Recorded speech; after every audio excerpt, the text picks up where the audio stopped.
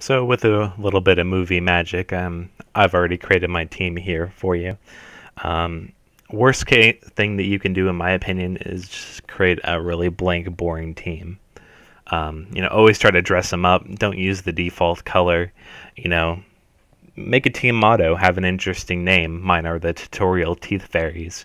The fact that they have, messed up mouths with teeth. They can't actually spell their name right. So when you say, you have to say it all orky like. And I included an interesting team history, and it's those little things that make you stand out online. The fact that they're purple because the Orc Chief likes purple. Always have something really fun, interesting. You can develop them over time. It helps make your team stand out and helps you feel more connected to them. So when you come into campaign mode, you have a couple of different types of tournaments. You're gonna start out with the Clean Cup. It's the one that's unlocked at the start. It requires 0 prestige in order to enter. Pretty much what prestige is a little stat that you get as you complete tournaments, and it tells you which ones you can enter and which ones you can't. So obviously, the more prestige you have, the more chances you're going to be able to enter cups and get that nice money, right? So first one is Clean Cup. You take part, and from there you would have to buy your players. So as you can see, you have tons of choices with your lineup. So you have about 1 million gold to start out with, which you're going to go through pretty quickly, and you're going to need at least 11 players to start out on the field. You can have more if you need to, but you don't really have the disposable income for that right now.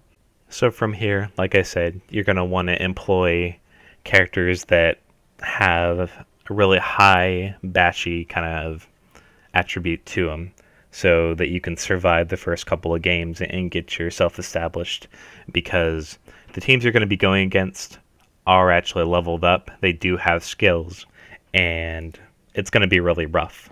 Don't expect to win at the start of your campaign. If you do, it's obviously going to put you up there. But pretty much until the end of the second tournament is when you actually start getting to the point where you can start competing. So with your gold, the first thing you're going to want to do before you even buy characters is go to rerolls. Team rerolls, they allow you to reroll any dice roll, and you're going to be felling dice a whole lot.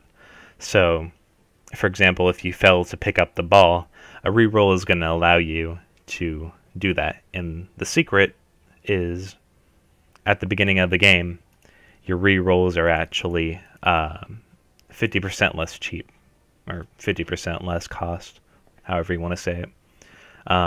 I would say, depending on team, pick up between 2 to 4 rerolls at the start of the game. Don't worry if you can't afford all your more expensive units. Just get what you need and get on the field with your rerolls, because once you start the game, they're going to be a whole lot more expensive to acquire. So you spend 180,000 gold on your rerolls. From there, you're going to want to pick up your team. So this is the lineup that I do to start out with. You pick up 4 blitzers, 4 black orcs, and you have just enough money for 3 linemen. And I'm going to show you how that works in game. But that gives you a really awesome lineup, full of bashy players. You can substitute, if you'd like, one of the blitzers for a thrower if you feel like you want to throw the ball around a little bit. At the beginning of the game, I don't recommend it. I would recommend actually playing more of a running style game. Just knock everybody out of your way and cage up and run to the touchdown. Don't try to even throw until you're able to invest some money, And then, as you can see, you have 30,000 gold left. Take that remaining gold and put it into Fan Factor. Spend all of it. What Fan Factor is going to do is at the start of the game, it gives you more fame. This influences kickoff events, which are randomly generated events that can actually give you good favor. Not only that, it gives you more money per match. That's incredibly important. For that cost of that 30,000 that I spent, I'm going to get a lot of that out of the beginning of the game.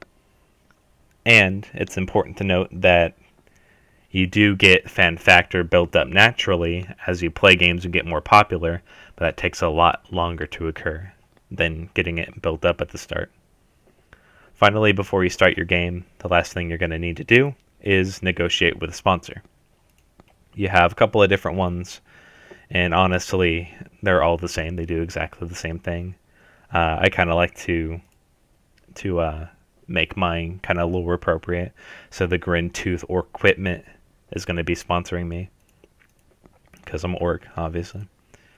And then from there, you can set your, it's pretty obvious, you have your percentage of victories that you forecast. I'm going to do 100%. Ranking, which is the number of tables where your team or one of your players will be ranked first. You can put 14, so like you're going to have lots of rankings. And as you go up or down the list, this is going to give you more sums of money. And then from there, pick a specific objective you want to achieve. If you're not confident, I would say do something really easy, like increase your team factor to 1150. That'll be really easy to do. You'll go way over that by the course of your game. If you are cocky, like me, you can go to first of the table, meaning you're going to be the best of the best out of all the teams. So you sign the contract, and what this promises is that once you meet these objectives at a certain part of the game, they'll actually give you that 90,000 to sponsor you. And that's how you get a large amount of money for buying new players when your ones, get old or tired, or you need to buy some more for whatever reason. So from there, prepare for your match, and you're going to be getting either one of two different kind of teams from here. They're going to be about the same value. So from here, you kind of got to choose which race you feel like you're going to be more suited to against. Orcs have a pretty good chance against any kind of opponent, but because of their more batchy playstyle, especially with the players that I've chosen at the start, I would recommend you try to go against a bashy team that isn't going to be as bashy as you are. You know what I mean? It's kind of difficult what I'm saying, but I think you get it. So try not to choose an elf team. They're going to outrun you pretty easy. If you can find a joke team, go for them especially.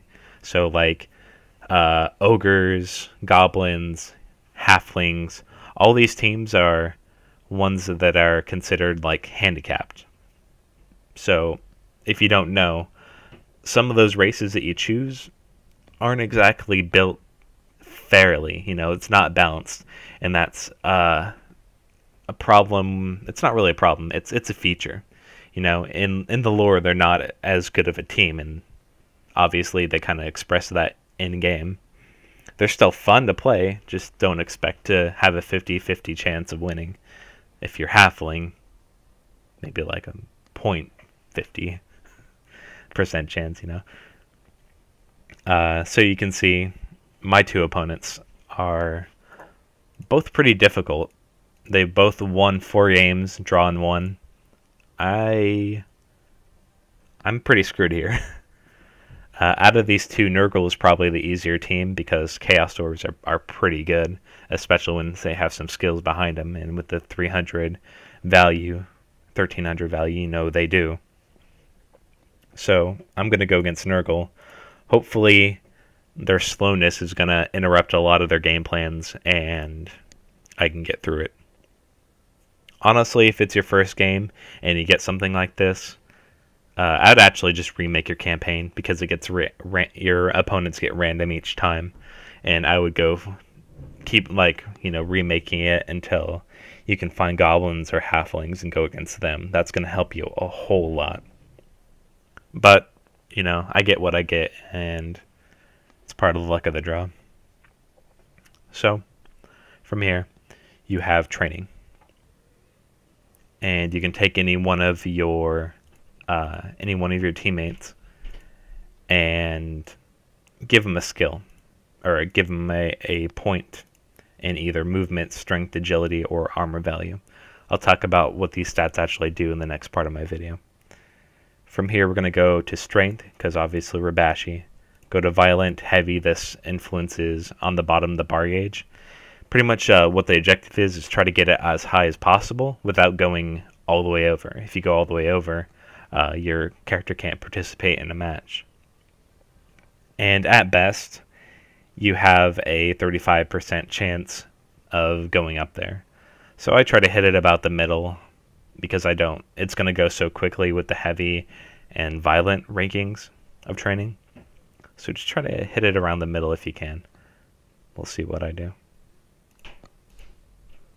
Yeah, so I have a 13.34 chance of getting a strength point. From here, as you can see, I have petty cash of 300,000. What that means is because their team value is so much more than mine, they give me petty cash because I'm a crappier team. They take petty on me, if you will. So you have a couple of different options to spend this money. Probably the best way to go is to just go down into potions and spend it to increase the stats of your players. I'm going to go in, buy 3 strength potions, and give them to my blitzers. This will give me about a 30% chance of getting strength for each of these guys.